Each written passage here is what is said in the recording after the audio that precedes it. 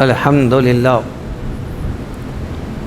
للہ رب العالمین والعاقبۃ للمتقین والصلاة والسلام علی سید الانبیاء والمرسلین وعلی آلہ الطیبین الطاہرین وصحابتہ الاکرمین وعلی من تبعہم بإحسان الی یوم الدین اما بعد فقال اللہ تبارک وتعالی فی القرآن الکریم اعوذ باللہ من الشیطان الرجیم بسم اللہ الرحمن الرحیم بل تؤثرون الحیاة الدنیا والآخرة خیر وابقى صدق اللہ العلی العظیم وبلغ رسوله النبی الکریم ونحن على ذلك من الشاهدين والشاكرين وقال الله تعالى في شأن حبيبه إجلالا وإكراما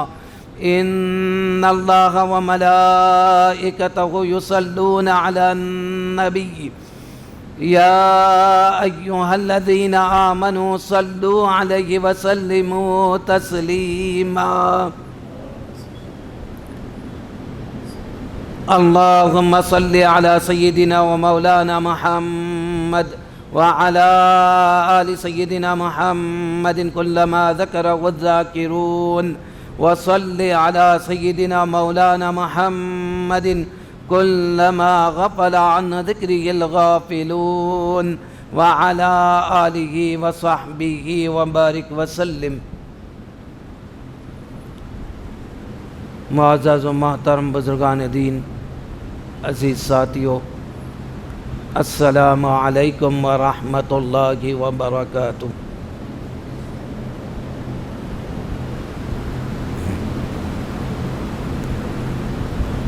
اللہ رب العزت کا بے پایاں کرم ہے، جس کی توفیق اور عنایت سے آج ہم اس ہفتہ واری اجتماع میں شریک ہوئے ہیں. الحمدللہ علی ذالک.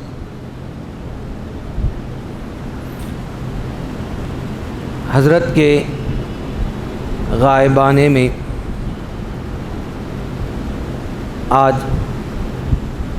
آپ کے روبرو میں حاضر ہوں، اور جو آیت مبارکہ آپ کے سامنے تلاوت کی گئی، دیکھنے میں بڑی مختصر سی آیت مبارکہ، لیکن معنی کے اعتبار سے، مفہوم کے اعتبار سے بہت بڑی آیت مبارکہ. اللہ تبارک و تعالی اس آیت مبارکہ میں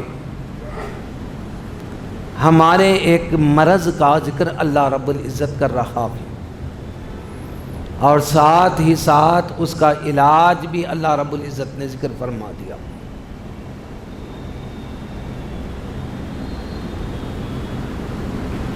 ارشاد باری تعالیٰ ہے، بل تؤثرون الحیاة الدنیا والآخرۃ خیر وابقى.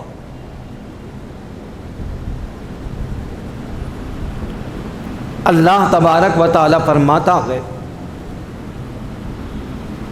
کہ تم دنیاوی زندگی کو زیادہ ترجیح دیتے ہو.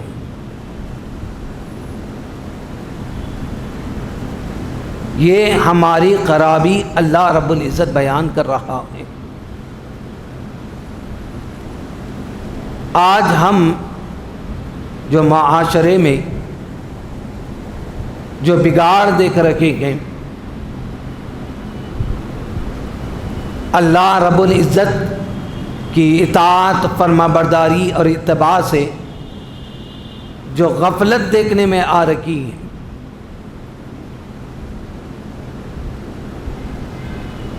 ہر طرف معصیت، نافرمانی بڑھتی جا رہی، ظلم زیادتی کا دورہ ہے.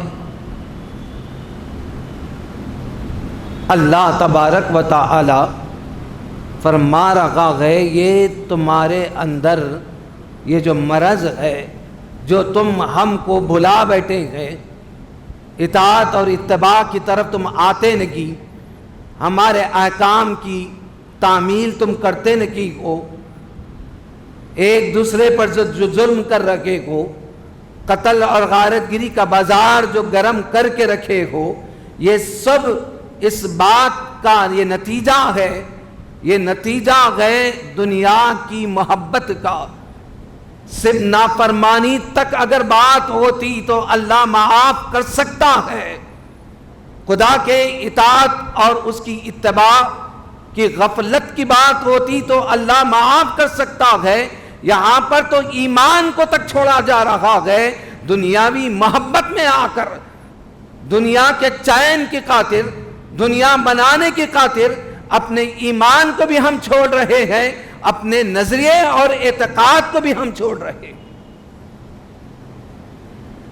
صرف چند روزہ زندگی کو سنوارنے کے لیے، چند روزہ زندگی کو بنانے کے لیے ہم اور ہمارا معاشرہ کدھر جا رہا ہے، اس بات کا ذکر اللہ رب العزت اور اشارہ اس آیت مبارکہ میں اللہ رب العزت کر رہا ہو۔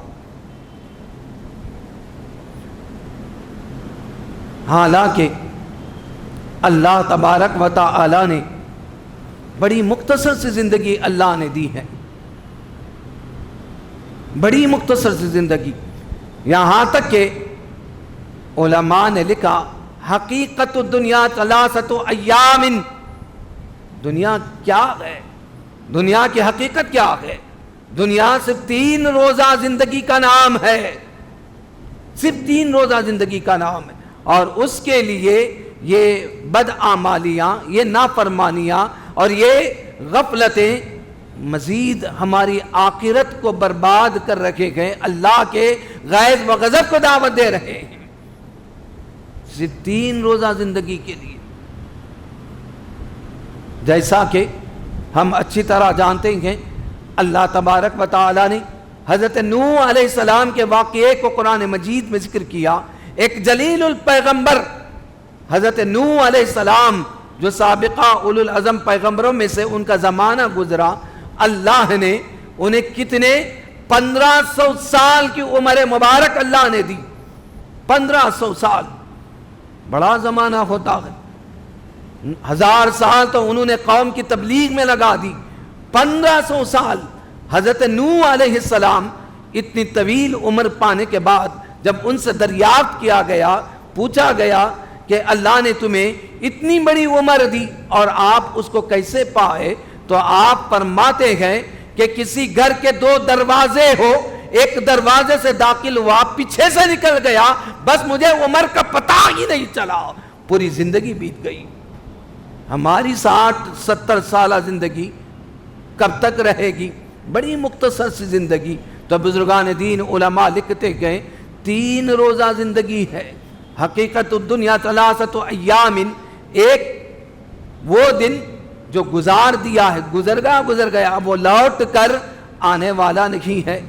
اب دوسرا دن جو کل آنے والا ہے، جس کو یوم الغد کہا جاتا ہے، کل آنے والا دن، لیکن کل کیا ہونے والا ہے، کیا ہوگا ہمارے ساتھ، کیا ہم زندہ بھی رہیں گے یا پھر موت کے آغوش میں ہم چلے جائیں گے، پتہ بھی نہیں چلے گا۔ تو کل کے بارے میں ہم جانتے نہیں ہے، یہ مستقبل ہے، یہ فیوچر ہے، کل آنے والا دن، کل کیا ہوگا وہ معلوم نہیں ہے۔ 2 دن گزر گئے، اب رہا آج کا وہ دن، یہی دن ہمارا آج کا دن، اسی دن جو بھی کرنا ہے آج کرنا ہے، جو بھی کرنا ہے آج کرنا ہے، جو بھی اطاعت کرنا آج کرنا ہے، جو خدا کو منانا ہے آج کرنا ہے، جو اطاعت کا موقع اللہ نے دیا آج ہی کرنا ہے۔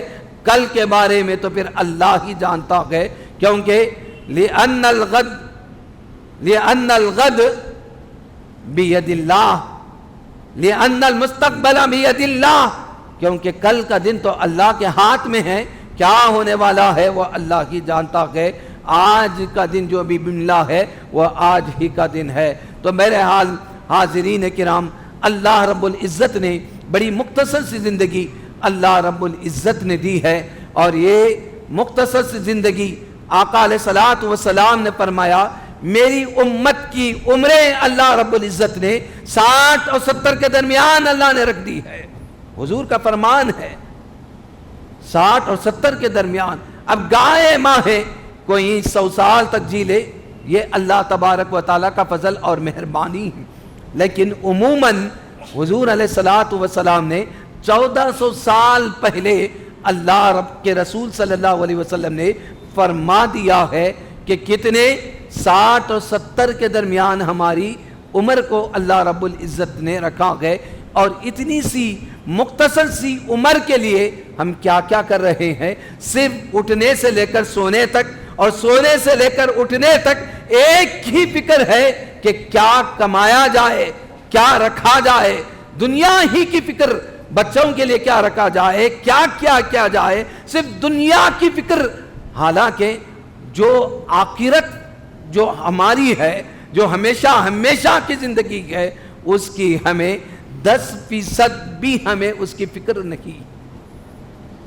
اللہ تبارک و تعالی اس مرض کا ذکر اللہ رب العزت اس آیت مبارکہ میں اللہ رب العزت کر رہا ہے، بل تؤثرون الحیات الدنیا، بلکہ تم دنیاوی زندگی کو ترجیح دیتے ہو، صرف تمہارے پیش نظر صرف دنیاوی زندگی ہے، اس کو بنانے کی فکر ہے، حالانکہ انسان مر رہا ہے۔ کتنے ہم رشتہ دار اپنے کندھوں پر اٹھا کر انہیں منزل تک پہنچا رہے ہیں۔ جب انسان کوئی مرتا ہے تو اپنے پیچھے 3 چیزوں کو چھوڑتا ہے، کتنے؟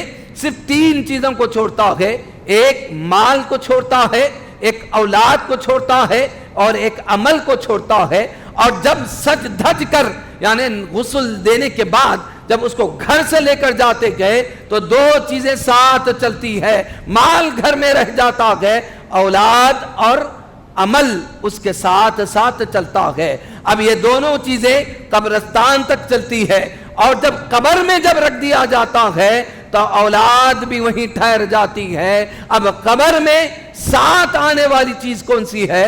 عمل ہے، عمل ہمارے ساتھ آتا ہے۔ اگر عمل ہمارا ٹھیک ہے تو قبر میں روشنی ہے، اگر عمل ہمارا ٹھیک ہے اور ذخیرہ ہم نے اعمال صالحہ کا اپنے ساتھ لے رکھا ہے تو پھر آخرت میں قبر میں چین ہے، سکون ہے، قبر کو جنت کا باغ بنا دیا جائے گا، کھڑکیاں کھول دی جائے گی، نعمتیں آئے گی، پھلے آئیں گے، سارے چین اور سکون قبر کا ہم کو میسر ہوگا۔ اگر ہم نے نہیں لیا ہے تو پھر ہمیں پچھتانا پڑے گا، افسوس کرنا پڑے گا۔ اس کی مثال یوں بھی کتابوں میں دی گئی ہے کہ ایک بادشاہ تھا، اس کا ہرا بھرا پھلدار بہت بڑا باغ تھا۔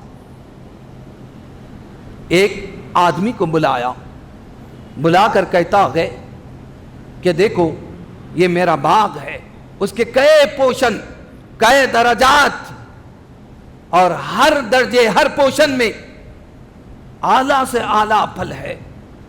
تم ٹوکری لے کر جاؤ باغ کے اندر، جہاں سے پھل تمہیں اچھے لگے وہ پھل عمدہ لے لینا، لیکن شرط یہ ہوگی جب تم ایک پوشن میں جائیں گے پلٹ کر واپس نہیں آنا، آگے بڑھتے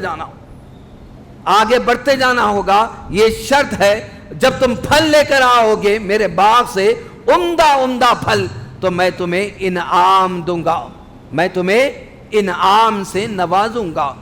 اب وہ بادشاہ کا حکم، ٹوکری سر پر لے کر داخل ہوا باغ میں، پہلے حصے میں گیا، دیکھا عمدہ اعلیٰ پھل ہے، کہا کہ آگے سے لوں گا، شاید اور آگے اور اچھے ہوں گے، آگے بڑھا، پھر اور آگے بڑھا، یہی سوچتا رہا، یہی خیال کرتا رہا، میں آگے سے لوں گا، میں آگے سے لوں گا، آگے کے حصے سے لوں گا، یہی سوچتے یہی خیال میں پھل لیا ہی نہیں، وہ باغ کے باہر نکل گیا۔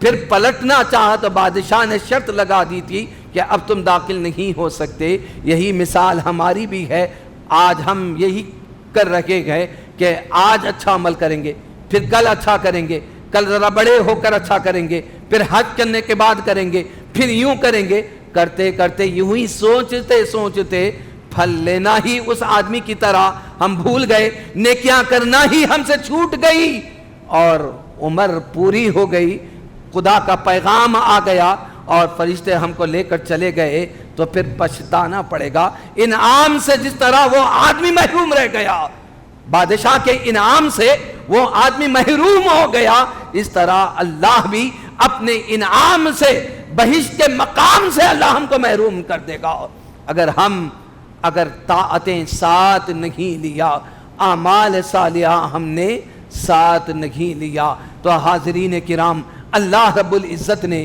بہترین موقع اللہ نے ہم کو دیا ہے، حیات جیسی عظیم نعمت اللہ نے ہم کو دی ہے، ہم اس کو غنیمت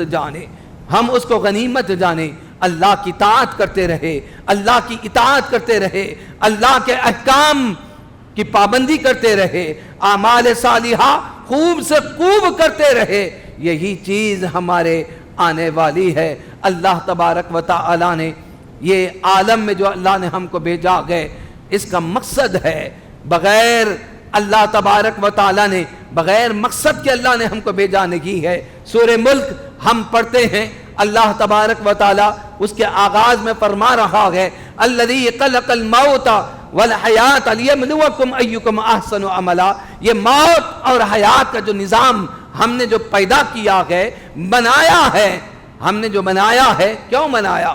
اگر ہم چاہتے حیات دے دیتے ہمیشہ تو ہم دے سکتے تھے، قدرت ہے ہماری، ہم دے سکتے تھے ہمیشہ حیات، ہم تم کو دے سکتے تھے، لیکن ہماری سنت ہے کہ ہم نے موت کو بھی پیدا کیا، زندگی کو بھی ہم نے پیدا کیا۔ اس کا مقصد ہے، حضرت موسیٰ کلیم اللہ علیہ السلام نے ایک مرتبہ اللہ رب العزت سے التجا کی، اے باری تعالیٰ، اگر تو نے حیات پیدا کرتی اس کے ساتھ موت پیدا نہ کرتا تو کتنا اچھا ہوتا، اگر صحت رکھتا اور مرض نہ رکھتا تو کتنا اچھا ہوتا، اگر جنت رکھتا اس کے ساتھ دوزخ نہ رکھتا تو کتنا اچھا ہوتا۔ اللہ نے جواب میں فرمایا، اے موسیٰ کلیم اللہ، اگر ہم چاہتے تو کر سکتے تھے، لیکن کون بندہ ہم سے ڈر کر ہماری بات کو سنے گا؟ کون ہماری اطاعت کی طرف آئے گا؟ کون ہماری اتباع کرے گا؟ اگر ہم حیات ہی رکھ دیتے، موت نہ رکھتے، تو پھر کون ہماری بات کو سنتا؟ اللہ رب العزت موسیٰ علیہ السلام کو جواب دے رہا ہے۔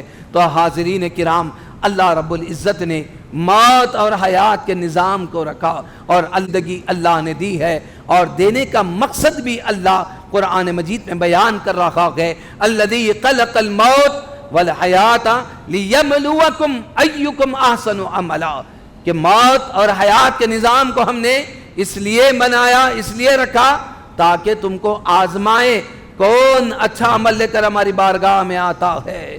یہ امتحان میں ہیں ہم، اللہ تبارک و تعالیٰ دیکھنا چاہتا ہے کہ کون ہماری بارگاہ میں اچھا نیک عمل لے کر ہماری بارگاہ میں آتا ہے، یہ اللہ دیکھنا چاہتا ہے۔ اور یہ آیت مبارکہ کے انداز کو دیکھیں، اللہ نے پہلے حیات کا ذکر نہیں کیا، پہلے موت کا ذکر کیا تاکہ ہم موت کو بھول نہ جائے۔ اللہ نے پہلے موت کا ذکر کیا، الذی خلق الموت، ہم نے موت کو پیدا کیا، بعد میں کہہ رہا ہے حیات، اس لیے کہ ہم موت کو بھول نہ جائیں۔ اگر کوئی موت کو یاد رکھتا ہے، اللہ کے دربار میں جانے کے تصور کو یاد رکھتا ہے، اگر فکر آخرت اس کے اوپر چھائی رہتی ہے، تو پھر ہر معصیت سے رکنا اس کے لیے آسان ہوگا، ہر گناہ سے بچنا اس کے لیے آسان ہوگا، ہر طاعت اس کے لیے آسان ہوگی، نہ نمازیں اس کے لیے بوجھ ہوگی، نہ قرآن کی تلاوت اس کے لیے بوجھ کا باعث بنے گی، نہ کوئی اور نیک عمل اس کے لیے مشقت کا باعث نہیں بنے گا، جس کو فکر آخرت ہمیشہ طاری رہے۔ اللہ تبارک و تعالی اسی بات کو قرآن مجید میں بیان کر رہا ہے۔ تو حاضرین کرام، روزانہ ہم سوتے گئے تو حضور علیہ الصلوۃ والسلام نے دعا سکھائی، کیا تعلیم دی؟ اللہم بسمک اموت و احیا، بچے پڑھتے گئے، مساجد میں یاد دلایا جاتا ہے۔ ترجمہ کبھی ہم نے غور کیا کہ اللہ کے رسول نے کیا تعلیم دی؟ دعا پڑھ کے جو سو رکھے گئے، یہ سونا یہ نیند بھی موت کی بہن ہے. جس طرح بندہ جب سو جاتا ہے تو یہ دعا پڑھ کے سوتا ہے, اے اللہ میں تیرے نام سے مرتا ہوں, تیرے نام سے اٹھوں گا. اموتو, یہ کیوں دعا تلقین کی گئی؟ تاکہ موت کو نہ بھولے. مرنے کے بعد ہماری روح اللہ کے بارگاہ میں چلی جاتی ہے. اب جب اللہ کا حکم ہوتا ہے کس کو حیات دینا ہے, اللہ اس کو اٹھا دیتا ہے اور ہمیں پتہ بھی نہیں چلتا. اس کا ذکر اللہ رب العزت قرآن مجید میں بھی فرما رہا ہے, اللہ یتوفاکم, اللہ جس کو چاہتا ہے موت دے دیتا ہے اور جس کو چاہتا ہے اس کی روح کو لوٹا کر اس کو حیات دے دیتا, اس کو حیات دے دیتا ہے. تو بہرحال حاضرین کرام, اللہ تبارک و تعالی ہمارے ایک مرض کا اللہ رب العزت ذکر کر رہا ہے کہ تم دنیا میں آ کر دنیا ہی کے رہ گئے ہو, دنیا کو ترجیح دیتے ہو, دنیا سے بڑی محبت کرتے ہو, دنیا ہی کی فکر میں لگے رہتے ہو, دنیا ہی کے سنوارنے میں لگے رہتے ہو, آخرت پر دنیا کو ترجیح دیتے ہو, دنیاوی چین و سکون کو تم ترجیح دیتے ہو. یہ مرض کا ذکر اللہ رب العزت قرآن مجید میں کر رہا ہے. حاضرین کرام, واقعات میں ہم کو یہ بھی ایک واقعہ ملتا ہے کہ ہارون رشید کا زمانہ تھا. ایک بادشاہ گزرا ہارون رشید, علماء سے بڑی عقیدت تھی, بزرگان دین اس کے دربار میں آیا کرتے تھے. تو حضرت دانا بہلول رحمت اللہ علیہ مجذوب قسم کے اللہ والے تھے. اس کی مجلس میں, دربار میں دانا بہلول آیا کرتے تھے. اجازت تھی, بغیر کسی روک ٹوک کے یہ جب آئے, جتنی دیر رہنا چاہے رہے, جو چیز استعمال کرنا چاہے اجازت تھی دربار میں. پہلے کے بادشاہوں کو بھی بڑی عقیدت تھی, علماء سے, اہل علم سے, بزرگان دین سے, اہل اللہ سے بڑی عقیدت تھی. ایک دفعہ دانا بہلول رحمت اللہ علیہ دربار چل رہا ہے, بادشاہ وقت کا ہارون رشید کا, آپ آ گئے. بادشاہ کے ہاتھ میں ایک چھڑی تھی, مذاق سدرا. اب امتحان لے, سب لوگ ان کو دیوانہ دیوانہ کہتے ہیں حضرت دانا بہلول رحمت اللہ علیہ کو. اب ان کے عقل کا ہم امتحان لیں گے. بلا کر کہتا ہے, بابا یہ میرے ہاتھ میں چھڑی ہے, تم دربار میں سب کا جائزہ لو, سب کے چہروں کو دیکھو, جو تمہاری نگاہ میں بے وقوف نظر آئے اس کو یہ چھڑی دے دینا. بادشاہ کا حکم تھا. دانا بہلول رحمت اللہ علیہ بادشاہ سے وہ چھڑی لے لی, ہر ایک کے وزیر کے چہروں کو دیکھا, بڑے بڑے لوگ تھے, سب کے چہروں کو دیکھا, کسی کو بھی دانا بہلول نے چھڑی نہیں دیا, کسی کو نہیں دیا, بلکہ اپنے بستے میں رکھ لیا. سارے وزراء ہنسنے لگے. اتنا سا آسان کام تھا, کسی کو دے دیتے اور اس کو بے وقوف سمجھا جاتا, لیکن یہی سب سے زیادہ بے وقوف ہے, کسی کو بے وقوف بنا نہیں سکے. آج ہم عقل مند اسی کو سمجھتے ہیں جو لوگوں کو بے وقوف بنا دے, دنیا لوگوں کو بے وقوف بنا کر دنیا حاصل کر لے, ہم اسی کو عقل مند سمجھتے ہیں. ہماری نگاہ میں ہم اس کو عقل مند سمجھتے ہیں, لیکن قرآن اور اللہ اس کے رسول کی زبان میں عقل مند وہ نہیں جو بنگلے بنا لے, گاڑیاں بنا لے, لوگوں کو الو بنا کر ساری دولتیں نعمتیں حاصل کر لے. وہ عقل مند خدا کی نگاہ میں نہیں ہے. کون ہے؟ آپ حدیث پڑھ رہے ہیں, آپ کو حدیث میں آئے گا, حضور فرما رہے ہیں الکیس من دان نفسہ. عقل مند کون ہے؟ حضور فرماتے ہیں الکیس من دان نفسہ. عقل مند وہ ہے جو اپنے نفس کو کچل دے, اپنے نفس کو مار دے, اپنے خواہشات کو مار دے. وہ اللہ اس کے رسول کی نگاہ میں سب سے زیادہ عقل مند ہے. وَعَمِلَ لِمَا بَعْدَ الْمَوْتِ. عقل مند وہ ہے جو مرنے کے بعد والی زندگی کے لیے عمل کرے. مرنے کے بعد جو کام آنے والی زندگی ہے اس کے لیے عمل کرے, وہ اللہ اس کے رسول کی نگاہ میں سب سے زیادہ عقل مند ہے. لیکن آج ہم عقل مند کس کو سمجھتے ہیں؟ یہ ہمارا معیار ہے، خدا اس کے رسول کی اصطلاح اور نگاہ میں عقل مند کوئی اور ہے، کوئی اور ہے۔ تو دانا بہلول رحمت اللہ علیہ وہ چھڑی اپنے بستے میں رکھ لی، لوگ ہنسنے لگے، ارے یہی بے وقوف ہے، لوگوں کو بے وقوف نہ بنا سکے، یہ سب سے زیادہ بے وقوف ہے۔ چھڑی خود اپنے پاس رکھ لیے اور رکھ کر تھیلی میں رکھ کر وہ بزرگ اللہ والے دربار سے نکل گئے۔ کچھ زمانہ گزرا اور دانا ہارون رشید جو بادشاہ تھا بیمار پڑ گیا، اتنا بیمار مرنے کے قریب ہے۔ دانا بہلول رحمت اللہ علیہ کو معلوم ہوا بادشاہ مرنے کے قریب ہے، سکرات چل رہی ہے، نزا کا وقت چل رہا ہے۔ آپ عیادت کے لیے آئے، سلام دعا کرنے کے بعد کہتے بادشاہ کہاں کا سفر ہے؟ ارے اب جا رہا ہوں، چل چلاؤ کا سفر ہے، اب جا رہا ہوں ہمیشہ کے لیے۔ دانا بہلول پوچھتے گئے کیا وہاں اپنی فوج کو بھیج دیا؟ ارے دانا بہلول اتنے بھی دیوانے ہو تم، وہاں فوج کیا کام آئے گی، وہاں فوج وہ نہیں چلتی کچھ بھی۔ پھر آپ پوچھتے ہیں کیا اپنے آرام کی چیزیں، کھانے پینے، مرغ بکرے وغیرہ بھیج دیا آپ؟ ارے دانا بہلول وہاں نہیں چلتا یہ سب کچھ بھی، وہاں کچھ بھی نہیں چلتا۔ آپ پوچھتے ہیں جب 2 دن کا سفر ہوتا آپ کا، پہلے فوج جاتی، سیکورٹی جاتی، آپ کے کھانے پینے کی چیزیں جاتی، ساری چیزیں جاتی، آپ کچھ نہیں بھیجائے؟ 2 دن کے لیے جاتے تو سب کچھ بھیجاتے، اب ہمیشہ کے لیے جا رہے ہو تو کچھ بھی نہیں بھیجایا آپ نے؟ بولے وہاں کچھ نہیں چلتا۔ اچھا وہاں کچھ نہیں چلتا، نہ فوج نہ کھانے کی چیزیں، وہاں کچھ نہیں چلتا؟ نہیں کچھ نہیں چلتا۔ اچھا ٹھیک ہے، ایک چیز تھی لوٹانے کے لیے آیا، میرے پاس امانت تھی۔ بستے سے وہ چھڑی نکال کر کہتے ہیں یہ امانت ہے، تم نے دیا تھا، جو تمہاری نگاہ میں سب سے زیادہ بے وقوف ہے اس کو دینا۔ اے بادشاہ تم سب سے زیادہ بے وقوف ہو میری نگاہ میں، 2 دن کے سفر کے لیے سب کچھ بھی جاتے ہو اور آخرت کے لیے جا رہے ہیں، قبر کے لیے جا رہے ہیں، ہمیشہ کے لیے جا رہے ہیں، وہاں کچھ بھی نہیں بھیجایا۔ میری نگاہ میں آپ سے بڑھ کر کوئی بے وقوف نہیں ہے، یہ لو رکھو چھڑی تمہارے پاس۔ یہ کہہ کر دانا بہلول رحمت اللہ نکل پڑتے ہیں۔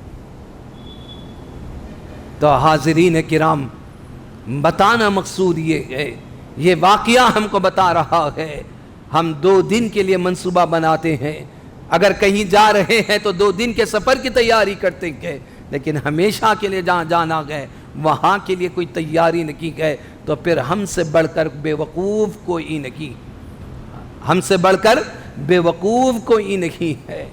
تو اللہ تبارک و تعالی اسی بیماری کا ذکر اللہ رب العزت اس آیت مبارکہ میں کر رہا ہے، بل تؤثرون الحیات الدنیا، تم دنیاوی زندگی کو زیادہ ترجیح دیتے ہو، دنیاوی زندگی کو زیادہ ترجیح دیتے ہو، حالانکہ قرآن کہتا ہے آخرت سب سے بہتر ہے، ہمیشہ رہنے والی ہے، کبھی لوٹ کر وہاں سے آنا نہیں ہے۔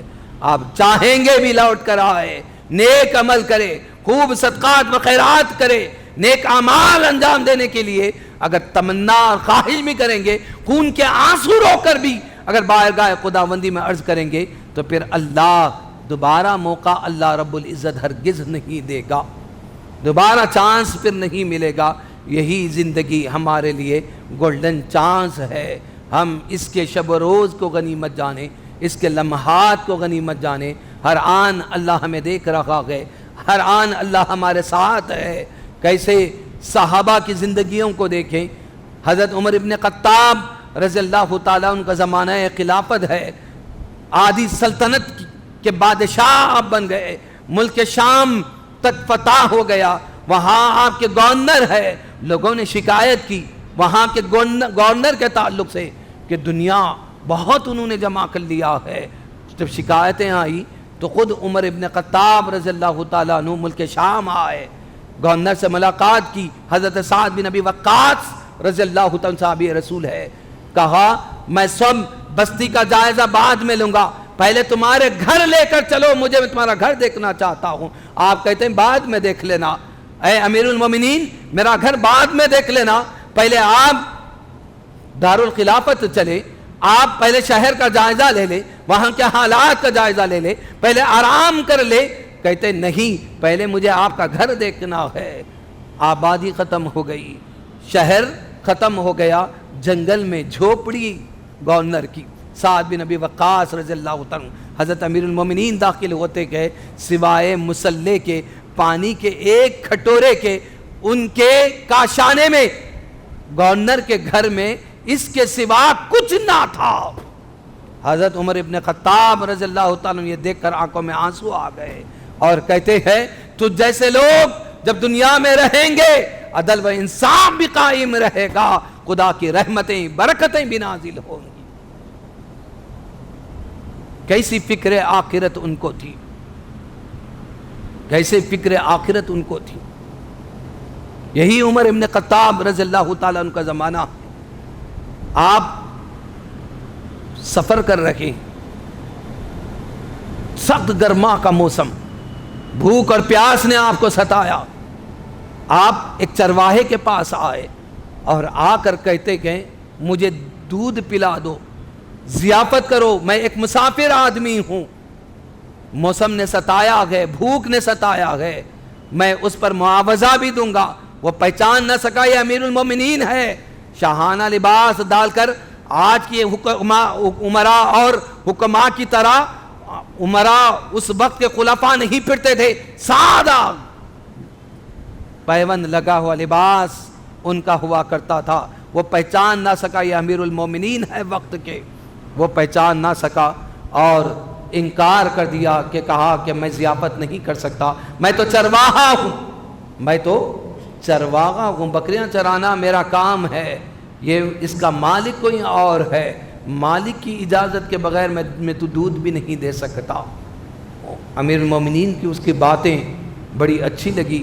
آپ نے مزید کہا امتحان کے لیے کہ اے چرواہے میرے ہاتھ ایک بکری کو بھیج دے، ایک بکری کو میرے ہاتھ بیچ دے، میں بہت معاوضہ ڈبل قیمت اس کی دوں گا اور اس کا دودھ بھی میں استعمال کروں گا سفر پر، اور بھوک زیادہ لگے گی بکری کو ذبح کر کے ہم کھا لیں گے، میرے ہاتھ بکری بیچ دے، تجھ کو معاوضہ مل جائے گا، قیمت مل جائے گی. اگر مالک پوچھے تو یہ کہنا بھیڑیا کھا لیا، تیرا بھی کام چل جائے گا، میرا بھی کام چل جائے گا. یہ سن کر اس زمانے کا بکریوں کا چرانے والا چرواہا کہتا ہے اے شخص، اے مسلمان، تو کیا کہہ رہا ہے؟ اگر مالک کو یہ کہوں وہ مان بھی لے گا، لیکن مالک کے مالک کو کیا جواب دوں گا؟ فَأَيْنَ اللَّهُ، خدا کہاں ہے پھر؟ ہم تو آسمان پر بٹھا کر رکھے، لیکن ان کے خدا کو دیکھیں، وہ کہہ رہا ہے فَأَيْنَ اللَّهُ، خدا کہاں ہے؟ خدا کو میں کیا جواب دوں گا؟ حضرت امیر المومنین اس کے تقوی اور پرہیزگاری کو دیکھ کر اتنے متاثر ہوتے. ایک بکریاں چرانے والے کو اتنا یقین ہے، خدا کے دیکھنے کا یقین، خدا کے ساتھ ہونے کا یقین، خدا عز و جل کے دیکھنے کا یقین. آج ہم تم سے خدا کو عرش پر بٹھا کر رکھیں اور ہم سمجھتے ہیں جو بھی ہم ہے، زمین پر ہم ہے، گھر میں ہم ہے، پڑوس میں ہم ہے، بستی میں ہم ہے، ہماری حکومت چلتی ہے. جس پر چاہے ظلم کر دیا، جس پر چاہا دبا دیا، جس کو چاہا بول دیا. خدا کے دیکھنے کا نہ یقین ہے، نہ خدا کے ساتھ ہونے کا یقین ہم کو حاصل ہے. تو حاضرین کرام، اللہ رب العزت یہی فرما رہا ہے بل تؤثرون الحیات الدنیا، تم دنیاوی زندگی کو زیادہ ترجیح دیتے ہو، آخرت کو بھول جاتے ہو. آخرت بہتر ہے اور ہمیشہ ہمیشہ رہنے والی زندگی آخرت کی زندگی ہے. اگر ہمارے اندر فکر آخرت آ جائے، خدا کی ذات پر وہ یہ ایمان، وہ یقین آ جائے، تو ہر گناہ سے بچنا ہمارے لیے آسان ہوگا، ہر نیکی پر عمل کرنا ہمارے لیے آسان ہوگا. فکر آخرت اگر آئے گی، نہ ایمان جائے گا، نہ ایمان ہم چھوڑیں گے. آج نوجوان لڑکے لڑکیاں ایمان کو تک چھوڑ رکھیں، خدا کی ذات پر یقین نہیں، فکر آخرت یقین نہیں، آخرت پر یقین نہیں ہے، قبر کی زندگی پر یقین نہیں ہے، دینی تعلیم کے نہ ہونے کی وجہ سے آج اپنے ایمان کا تک سودا کر رہے ہیں۔ اللہ تبارک و تعالیٰ اسی بات کو قرآن مجید میں بیان کر رہا ہے کہ تمہارا یہ مرض ہے کہ تم دنیاوی زندگی کو ترجیح دیتے ہو، آخرت کو بھول جاتے ہو۔ یہیں پر میں اپنی بات کو ختم کرتا ہوں۔ اللہ رب العزت سے دعا کرتا ہوں باری تعالیٰ تو ہمارے حال پہ لطف و کرم فرما۔ اے اللہ ہماری اس نشست و برکات کو قبول و منظور فرما۔ اے اللہ ہم سب کو نیک اور ایک بنا دے، متقی بنا دے، پرہیزگار بنا دے، 5 وقتہ نمازی بنا دے، تیری اطاعت کرنے والا بنا دے، تیرے محبوب کی اطاعت کرنے والا بنا دے، تیرے محبوب کی سنتوں پر چلانے والا بنا دے۔ اے اللہ ہمارے گناہوں کو معاف فرما، ہماری مغفرت فرما، ہمارے صغیرہ کبیرہ گناہوں کو معاف فرما، ہمارے والدین کی مغفرت فرما، ہمارے مرحومین والدین کی مغفرت فرما، ان کی قبروں کو نور سے منور فرما، جنت الفردوس میں اعلیٰ مقام عنایت فرما، ان کو جوار رحمت میں جگہ عطا فرما۔ جہاں جہاں مسلمان پریشان ہے اے اللہ ان کی پریشانیوں کو دور فرما، اسلام اور مسلمانوں کو غلبہ عطا فرما، دشمنان اسلام کو مغلوب فرما، ہماری دعاؤں کو قبول و منظور فرما۔ واسطہ تجھ کو تیرے حبیب سرور کائنات صلی اللہ علیہ وسلم کا۔ وآخر دعوانا ان الحمدللہ رب العالمین وما علینا الا البلاغ المبین وصلی اللہ تعالی علی سیدنا محمد۔